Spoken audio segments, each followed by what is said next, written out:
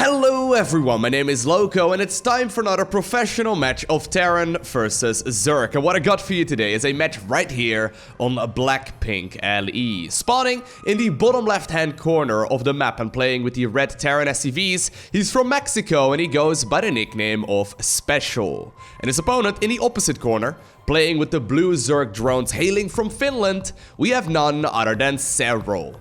Now, if you've been watching StarCraft 2 over like the last year or two, right, you have most definitely noticed both of these players. I mean, they have been absolutely dominating the scene, in particular outside of Korea. They are very, very good at what they do, and I can imagine that throughout 2018, we will be seeing their names pop up continuously as well. And I'm likely going to be casting a lot of their games in the future as well. So if you haven't already, do make sure you hit that subscribe button so you get notifications as soon as future videos go live as well. Now, as you may have already noticed, I actually recently did a game of this very series already. There was a game in this best of 5, and of course I'm just casting a single game right now, but there was a game in this best of 5 where Cyril decided to go for a Nidus Rush. Now, I don't know actually if he's going to be doing something similar in this game as well. Maybe he will, but in case you're interested in that tutorial on how to do a Nidus Rush, I'll go ahead and link that down below in the description of this video as well, because I think it turned out really well. I've been doing that build a ton myself whenever I do get the Terran, or rather the Zerg pieces against the Terrans, and I found it to be very, very successful. Regardless though, let's have a quick little look at what both of these players have got in store for us today. So far, nothing unorthodox whatsoever. We see a quick Reaper opener right here by Special. He's got that single refinery taken in the main base, and then he got himself the orbital command upgrade, and now of course he's getting that command center on the low ground as well. We'll have to see if he decides to just simply send his Reaper straight across. It does look like that is going to be the case.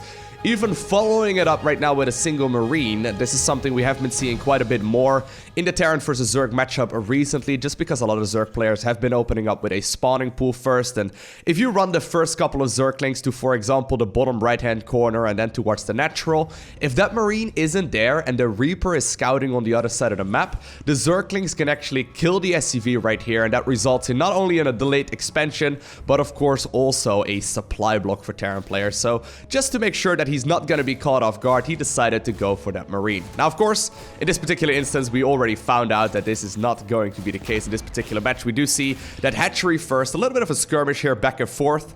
The Reaper desperately trying to get one of these Zergling kills, but it turns out Cyril's micro is just a little bit too good, and that means that he's going to be able to keep that alive for a little while longer.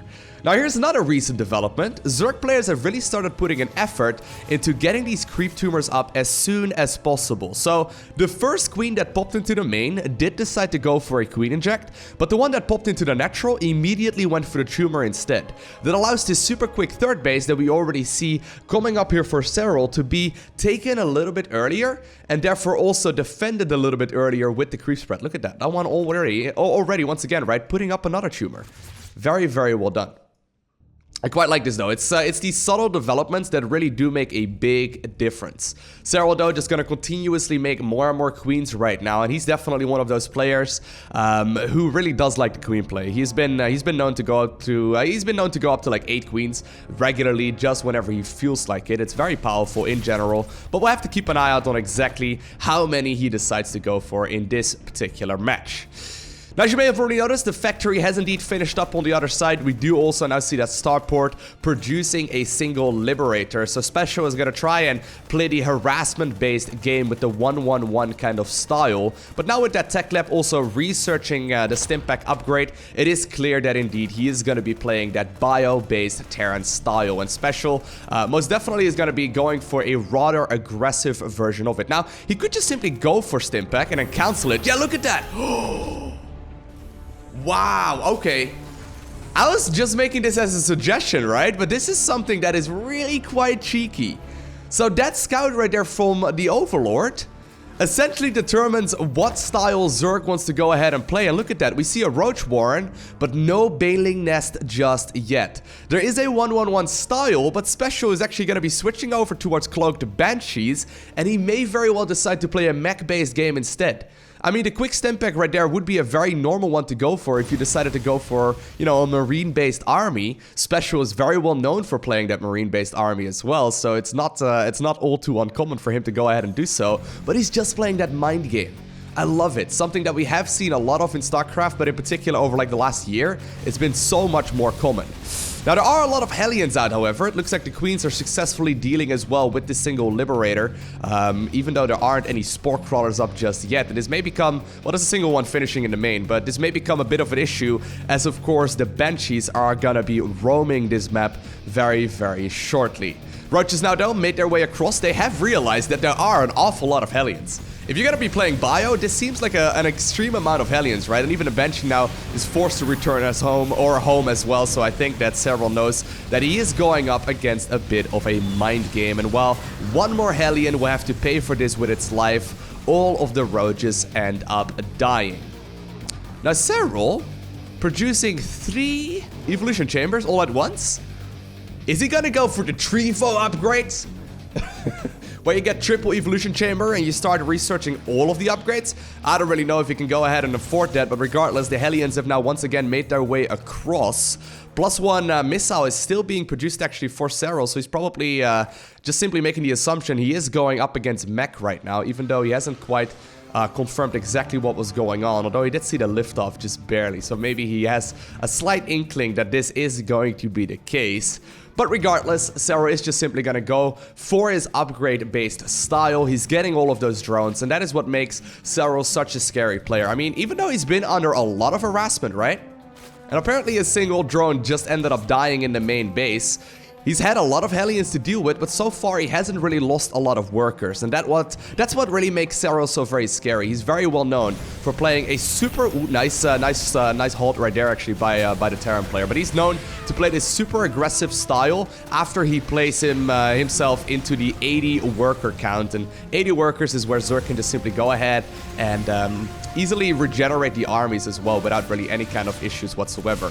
One of the Banshees now does end up getting sniped. Second one just barely will be able to get on out of there. But Zerg is already transitioning towards the infestation pit. Hydralisk Den is coming up as well, and I would not be surprised to see a 7-minute hive coming up here for the Zerg player in blue. And there indeed, the hive does get started. Immediate Spire as well. So Serral is looking to go for that greatest Spire as soon as that hive finishes.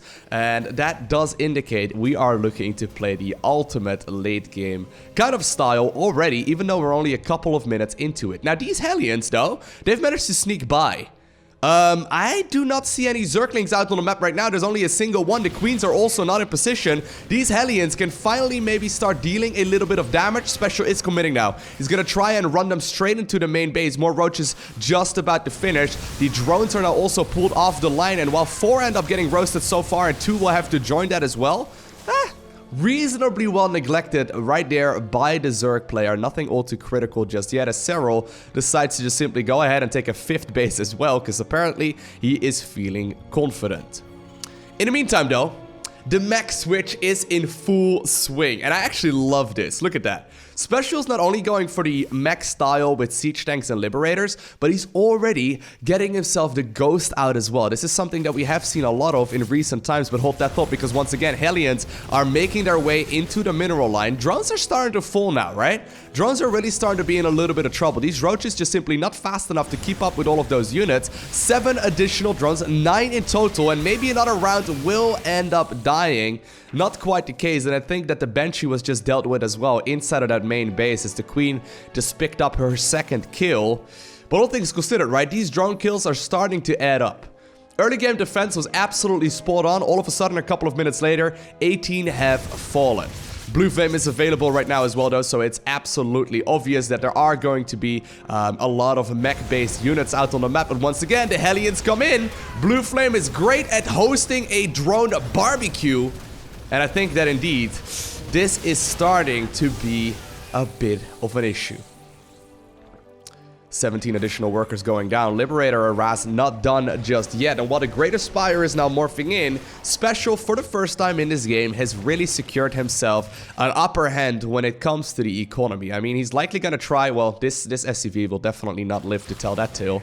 But he's likely going to try and start continuously expanding right now and start maxing out on this really scary late-game Terran-focused army. Beautiful play so far by the Terran, though, really making a lot of use out of these Hellions.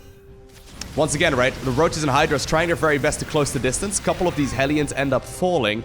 But the thing about Hellions is that you usually make them because you have a lot of, you've got a lot of minerals left over when you play mech. It's really all about the gas income at this point in the game. Now, siege tanks are starting to move forward with ghosts. This is almost like a siege tank timing push. Brute Lords are morphing in right now, but they are not done just yet. And these siege tanks can most definitely provide a lot of value. There are now also Vipers available, but of course the EMP of these ghosts can absolutely change the tide of this battle very quickly. And I think indeed that this hatchery with some sort of odd siege tank, Hellion, ghost timing push will be the night. This is not something we have seen very much of in professional StarCraft 2, but I gotta say, I really like it. Special though, will be able to snipe a couple of these brutes down as well, but I think shortly he's gonna have to get him out of there because he does not have a whole lot of anti-air, rather, than just simply a couple of those ghosts. A few of the siege tanks, though, apparently left to die right now. A little bit sad because of that. I don't really know exactly why they were not fit to go back home. But in the meantime, right, while Special managed to kill a base and get the majority of those units out of there as well, he's now taking control of the entire left-hand side of the map already. Likewise, we see Zerg, rather than taking the base in the top left-hand corner, expanding towards the southern end of the map as well.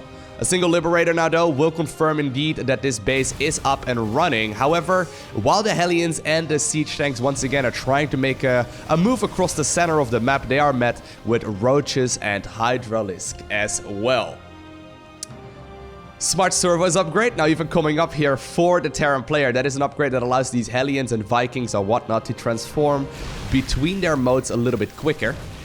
This siege tank that was apparently tasked with holding the mineral line, or holding the watchtower rather, did not quite live to tell that tale, but Hellions are still roaming the map, and another base has now been taken by Special. So both of these guys are active all over the map, but I gotta hand it to Special so far. He seems to be in control of this match, right? Like, not really making any proper mistakes so far. He's giving away a lot of units, but look at the amount of drone kills. Right? It's adding up very quickly. He's doing so smartly, because rather than trying to go for the kill, he's just simply going in for the drone kills, and then he buys himself a lot of time to get himself another expansion. Very nicely done. Siege tanks are once again moving towards the left-hand side of the map, hitting away at that hatchery. Couple of Hellions now also once more making their way towards the mineral lines. I think that this base will be forced to get cancelled as well. Couple of drones also will not live to tell the tale, but that base did not actually end up getting cancelled, as that was a kill, judging by the bloody pus right there left over in the ground. And I gotta say, I'm rather impressed with the way that Cero is like reinforcing all of these units and the way that he's getting all of the creep spread going once again, but he's like sort of playing catch up right now, right? He's playing catch up. Now here's what the Zerg is currently trying to do. He's getting rid of his Roaches. He doesn't really want those anymore at this point in the game. He just trades them for higher tier units instead because they soak up a lot of supply. He's going for an awful lot of Brute Lords. He's got Vipers, he's got Queens, he's got Brute Lords, he's got a bunch of these Spore Crawlers as well. And that should really allow him to start dealing some real hurt to the Terran army. The thing is though, it's very hard to use that army, and once again the Hellions come in. It's very hard to use that army without proper creep spread, because both the Queens and of course the Spore Crawlers need creep in order to actually join into the battle. Or I guess you could you could move them across the map very slowly, but so far, right, the Terran player has done a magnificent job just simply holding on. Right, the creep spread is being contained very nicely, and this is something, once again, right, these siege tanks. Such an aggressive move with siege tanks, but if you know that the Zerg army is caught up north, or not caught up north, but instead on the southern end of the map, this can work out brilliantly. Once again, Hellions are moving across the map. They're going after the drones. Couple of these drones, oh my god, at the 5th base location will also end up getting roasted. Liberator, of course, still going to town as well. A few siege tanks apparently now want to join in this battle too. But he's really abusing the style that Zerg is playing. Sure, right? Brute Lords are going to be pretty strong, but they are not particularly fast. Roaches want to also confirm that indeed another planetary fortress has been taken here in the top left-hand corner of the map. And that means that while Cero will be able to hold on here for just a little while longer, he is going to be in a world of hurt because Terran is going to have a stupid amount of income. Regardless though, while this is all going on, right, it almost sounds like I'm already giving up on Cero in this game. By no stretch of the imagination is that true, because at this point, Cero still has the economic upper hand. He still has a lot of bases to mine from. He still has a very respectable bank already, and he still has a massive maxed out army. Here come the Vipers. They're crucial here. Yank, yank. There we go. Beautiful play there. Really getting a lot of control out of this. Although, apparently, though, this immediately opens up the opportunity for a Ghost Liberator Helmet army to move across the map. Man, I am really liking the new meta and the new patches and all of the changes that have been made to StarCraft 2 recently. Here come the Ghosts with their snipes, completely changing up the game. These helmets are here to soak up the damage that these Brute Lords are providing, buying time for these Ghosts to land their snipes. And the Liberators, of course, are just here to zone away at all of those units. Once again, another base is now taken here. Special apparently misplacing this command center quite significantly. But it doesn't matter, as he's right now slow pushing towards this 4th base for Cero. He really does not want this base to stay up and running for any longer than it absolutely needs to. And Cero apparently has recognized that this is going to be a tough army to stop. Instead, he's going to go for the counter-attack. He still has a very scary army. Even now, 8 Infestors are also joining in this battle. Of course, we do indeed see that blinding cloud on top of the planetary fortress, preventing it from shooting as well, which makes it a lot easier to take care of. And apparently, a base for a base is a trait that the Zerg player wants to make. But Terran is not done. Right? Special is just aggressively expanding. Man, this is insane, right? We're starting to get to the point of StarCraft 2, and this is one of those games. I'm starting to get to this point of StarCraft 2 where I look at the game, and I think by myself, there's absolutely no way that I can ever copy the skill level that these players are showing us, right? A couple of years ago, I would look at games and be like, if I practice hard enough, I can probably do this, right? I can probably do this. This is such a high-level play already. In particular by the Terran players so far. I'm really impressed by it, right? I don't know what the outcome of this game is going to be, but I'm really impressed with the way that Terran is playing this in particular. There is absolutely no way, shape, or form that I can properly copy and try and go for this myself. Look at that APM, by the way, average as well. 414 here by the Zerg player. Cero, of course, a very fast button masher. For anyone wondering, that is going to be 414 actions per minute on average throughout the entirety of this game. So you can do the math on that, but that's about, if I'm not mistaken, about 8 buttons or so a second. He's a pretty quick player. He's a pretty quick player, I would say. Here come the Ghosts once again, though. Oof. Nice dodge on that fungal growth. Infestors, of course, can be in a lot of trouble as well if they do end up getting EMP'd. The Ghosts are just simply being maneuvered backwards right now. A couple of Ghosts cloaking. They're trying to make sure that they get that angle. One EMP can absolutely change the outcome of this game, but Special does need to commit to that. What is going on here?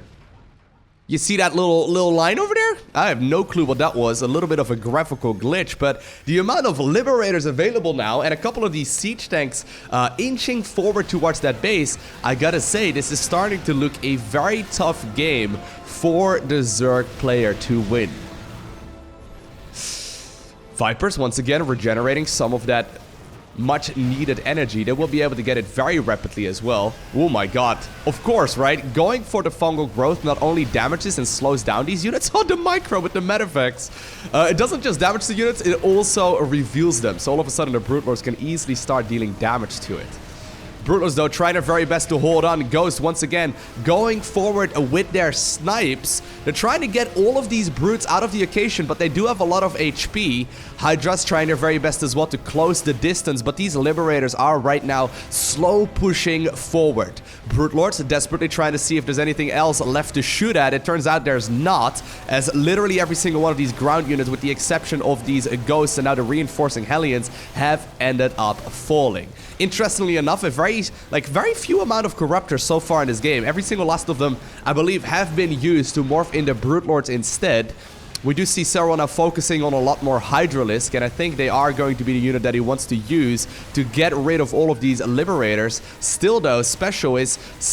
man, he's just simply pushing the Zerg back into this corner, right? He's just simply trying to push the Zerg player back into this corner. I think the combination with the Vipers and then the Hydras is what Zerg is looking for right now. He's likely going to try and abduct all of these Liberators inside of the Hydralisk range, because as soon as you abduct the Liberator, it is going to be unsieged. Terran now, though, indeed confirming that there are very few mining bases left over. As a matter of fact, the one in the bottom right-hand corner is one of the last important ones. Here we go, though. Zerg once again trying to go forward, getting rid of a couple of these units. Now, the Vikings actually also ended up dying. Vikings are not cheap units, nor are these Liberators, and apparently Terran is not gonna stop pushing just yet. I feel like Terran may very well be overextending here just a little bit, though, because look at the amount of supply available right now. Cero has managed to successfully crawl himself back into this game. That's mostly due to Special just barely overextending. Now, Special did decide to leave here after all, but here's the thing, right? StarCraft 2 is all about economy, and while apparently a couple of these SCVs want to hug their friend as well, there is no denying that Special has got a massive economy, plus he's already got a lot of gas banked up as well, so he can just start dropping mules and really get a lot of damage done. There's also not that much mining anymore available here for the Zerg, and it's once again being disrupted here by these Hellion run-bys. I would love it if Special would just simply sit back and once again max out. I think that is his best course of action, but Zerg still has a very menacing force as well. Blinding Clouds can just simply shut down these planetaries and missile turrets, and that will allow him to just simply continue pushing onwards. Here we go. Planetary Fortress will get shut down as well. Terran does not have much to stop against this, or to stop any of this, but the Hellbats are now also dealing some of that damage. Hydras, I think, will eventually be able to clean this up, but once more, right, a lot of that mining has indeed been interrupted. This is really now one of the last mining bases as well for Special, though. All of the other ones are starting to run very low. In a couple of minutes from now, we will be seeing both players scramble for resources. There's not a lot of income and a lot of minerals available anymore on any of these bases. So sick, right? I mean, we're getting to the point where StarCraft 2 maps are starting to be mined out, and we have no clue who's actually ahead. I mean, I've been thoroughly impressed with the way that Special is playing, but there's no denying that Cero has been holding on, right? That big engagement over here, it looked like that was the end of the game, but apparently it wasn't. Cero showing us that he can indeed hold on with this Hydra Viper-based army. Look at the amount of Vipers as well. 12 Vipers, 2 Investors, and then 34 Hydralisk. Apparently going 12 Vipers, even if your opponent has EMP, is the correct choice to make. So sick. A single Thor, though. I love this, right? Really just messing with the AI, making it much more difficult for the Zerg player to engage against this. But look at this, right? Terran is going in for another slow push. Special is near maxed out. He's going to be capable of reinforcing this if he wants to. Another base has now been taken here in the top left-hand corner of the map. But good luck trying to stop this. Good luck trying to stop this, right? A couple of brutes are once again available. They're going to start raining some of those brutelings as well, making it just a little bit easier for the Zerg to force those tanks to deal some friendly fire as well. But Special is successfully shutting off access towards the bottom right-hand corner of the map. The Thor is now also going to town on that last mining hatchery, or I guess a new one has been taken now, so it's not quite the end of the world just yet. But Zerg has decided to, instead of trying to engage this army, to just go for the counterattack. And now that Special has scouted it, he's immediately turning back around. He's killed 2 bases, or at the very least one of them nearly is... Well, look at this one. This one is actually just barely not cleaned up. At the same time, though, Zerg is gonna go for the base in the top left-hand corner. Hydra's going to town, and I think that Cero is gonna try and turn this one back around. Now going after that base as well, but he's not quite gonna be able to kill it just yet. Blinding Clouds just simply providing so much value. Is he overstaying his welcome, though? Because here come the reinforcements. The Liberators trying to go for their anti-ground mode almost immediately. Snipes on all of those, oh my god, on all of those Vipers. Even a blinding cloud going down on top of the Ghost to make that retreat a little bit easier. Both players killing a lot of bases, and this single Thor is picking up 22 kills, and of course that includes 2 hatcheries as well. Very nicely done, and Special is now smelling blood. He wants to continue onwards. He's going after what he knows is the final mining base of the Zerg player, and here we go. This is going to be one of the most important engagements throughout this game. Cero is at 169 supply versus 194 here of the Terran player, and the amount of siege tanks here is absolutely ludicrous. The Brute Lords are desperately trying to close the distance, right? But the snipes by all of those Ghosts is just insane. Here we go, though. Liberators will be able to get abducted. Blinding clouds are going down as well. Cero is making this work reasonably well so far, but here come the reinforcing Ghosts, and they have a ton of energy. They will be able to immediately get rid of that last Brute Lord as well. Vipers are now trying their very best. Oh my god, that fungal! That fungal was intense as well, but Vipers are trying their very best to get some more energy. He's actually gonna end up killing his own hatch. Oh my god, I think Cero is losing control of this game, as now the siege tanks are in range of that hatchery. This is the last mining base for the Zerg player. Beautiful fungal growth once again coming up. That means that at the very least Cero was dealing with it for a little while longer, but Special turns out to be just a little bit too good here on Blackpink LE, as he shuts down one of the greatest Zerg players. What an intense game.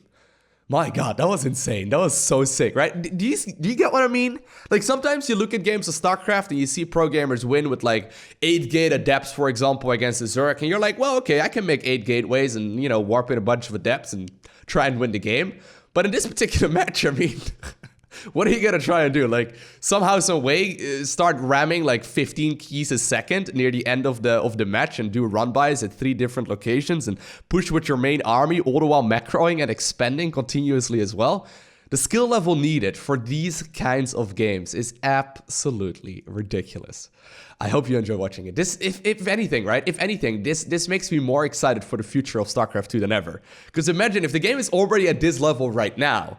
Imagine where it's going to be a year from now, right? Every year we see the game going up in skill level continuously, right? And older pro gamers, right? And with older pro gamers, I mean like, you know, 27, 28 years old, just simply can't keep up. Cero is still a very young guy as well. He's going to be around for a while. I'm curious to see what he is going to be, what he is going to be doing as well. But regardless, I hope you enjoyed watching this video. If you did, make sure you hit that like button down below. If you haven't already, make sure you hit that subscribe button as well, so you get notifications as soon as I upload more videos. And while you're at it, you can also follow me on Twitter, Instagram, and Facebook. Links are down below in the description of the video. But I want to thank you for watching. Have an amazing day. Do not forget to smile, alright? And I will see you in the next one.